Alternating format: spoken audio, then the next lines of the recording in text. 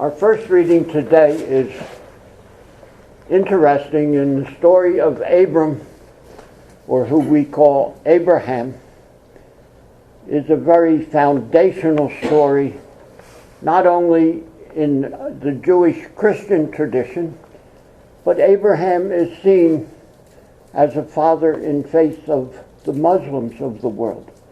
Remember, Abraham had two sons, and that the Muslims claim that the stars of the sea and the numerous descendants included them, the sons of Ishmael, as well as the sons of Isaac. But our tradition, in the tradition of Abraham, we see it as the Jewish tradition, where they were the only ones who at that time and for centuries were the ones who worshiped one God. But we see him as a light, as the one who passed on faith in God, the tradition of worshiping God, a tradition which would bring on a Savior to bring mankind on a path to God. Our second reading, Paul is reminding us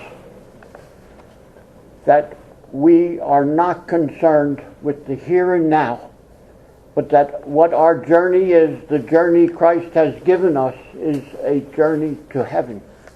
It's a journey that Abraham started, that God, with the covenant to Abraham that made a special people and a special way to him, that Jesus had followed it and given us.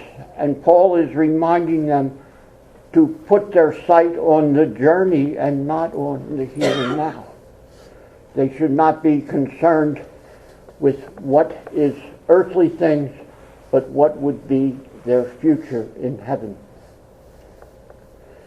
The gospel, if we recall, Jesus was baptized, he went out into the desert, then he started gathering disciples, and today he goes apart, takes 3 of his disciples, and we see in his humanity Jesus has been developing as a human. We know he was human and divine, and that in his humanity he was discovering and learning, like any human, what his call and mission with God was. And part of that call called him to that mountain where he went to pray, to seek out some intimacy with the 3 disciples that he took with him. And we see that faith moment where Jesus was confirmed in his mission and call, and the disciples were confirmed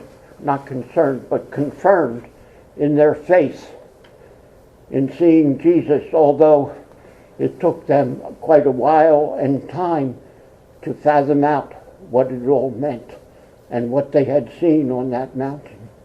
That's why Luke says they were silent after what had happened, because they had to take it all in. They had to discern their life with Jesus, and only in retrospect, in later years, did they understand and confirm Christ's divinity came with his humanity.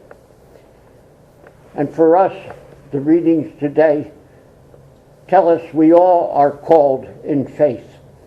We are part of that numerous people that Abraham had.